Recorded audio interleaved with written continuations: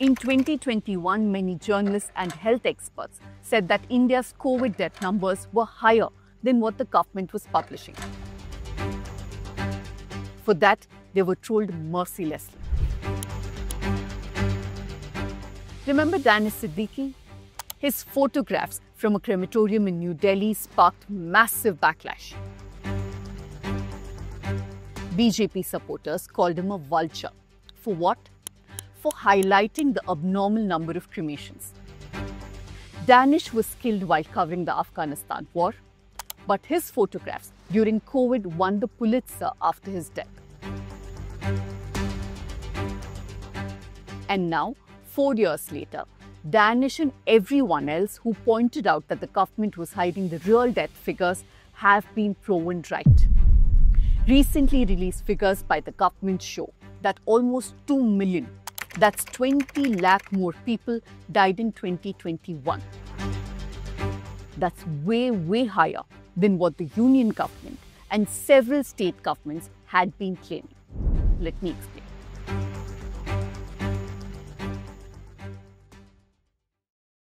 The Government of India recently released 3 annual reports on deaths and births in India. Let's look at just the CRS, that's the Civil Registration System first. It shows 1 crore 2 lakh deaths were registered in 2021. Here are the numbers from the previous years. From 65 lakhs in 2017, the number of deaths touched 81 lakhs in 2020. This was also a pandemic year, but it did not record as many deaths as 2021. The death rate in 2021 was abnormal, even if one was to account for a natural increase in the number of deaths. It was 15 to 20 lakh more than what it would have been had it not been a pandemic year. But the Indian government had claimed that just 3.3 lakh people died due to COVID. There are several states that undercounted majorly. I'll come to that in just a bit. Now, you may be wondering why I'm picking up this data now. Normally, this data is published 2 years later, but the Home Ministry delayed it even further. And last week, when India was in the middle of a war-like situation with Pakistan, this much-awaited data was finally released. Which is why I thought it's important that this episode of Let Me Explain should be on COVID deaths. Now, before I go into the episode, let me remind you that at the News Minute, we had reported in 2021 about this undercount in COVID deaths. We brought you reports of excess deaths from Kerala, Karnataka, Tamil Nadu and many other states. And the government's data aversion is not just about COVID. Remember the Kumbh Stampede? A news laundry investigation had revealed that the number of deaths were way higher than what the government data claimed. Not just these, we've also pointed out the underestimation of manual scavenging deaths in India. And this is exactly why independent journalism matters. We don't go behind the noise or sensation. We take time, research, and bring you stories that matter. So become a News Minute subscriber by scanning the QR code on your screen. And if you're watching from abroad, then click the link in the description.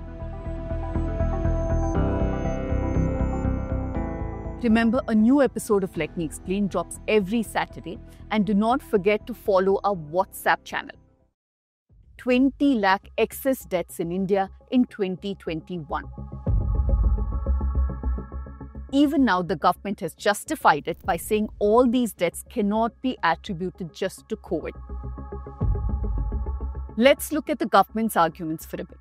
It says the number of deaths registered could have increased because of population rise, and that more people could have registered deaths. Because remember, at least 10 to 20% of deaths in India are not even registered. But the explanations just don't add up. The crude death rate, which is the number of estimated deaths per 1,000 people, had been falling for many years now. The crude death rate, which was as high as 14.9 in 1971, dropped to 6 by 2019 and 2020. In 2021, it suddenly surged to 7.5. If there had been no pandemic, the death rate would have probably fallen further or just remained at 6. Let me simplify this further. If there was no pandemic and the death rate had stayed the same, the deaths would have been around 82 lakhs. So how did this happen? That's because most of the states played along and underreported majorly. And Gujarat tops that list. The state saw nearly 2 lakh excess deaths in 2021 alone. And how much of this was reported by the Gujarat government? Just 5,800, which is an underreporting of 34 times. Madhya Pradesh and West Bengal come next, with 18 and 15 times higher deaths.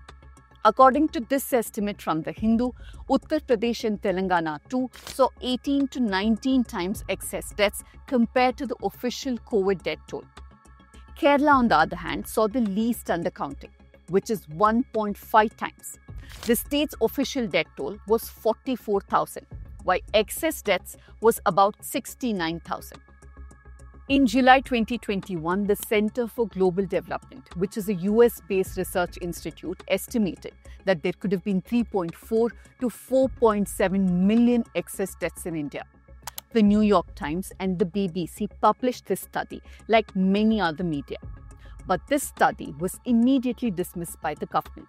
They called this misinformed and fallacious. The government even blamed the research and said well-conducted research studies on mortalities are usually done after the event when data on mortalities are available from reliable sources. But here's the problem. There was no data. It was withheld for many years. How did the government expect researchers to do their work?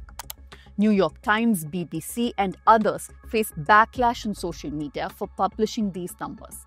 Some even brought up the fact that the think tank was headed by a Pakistan-born economist at the time, suggesting that there was some kind of hidden agenda behind projecting India badly.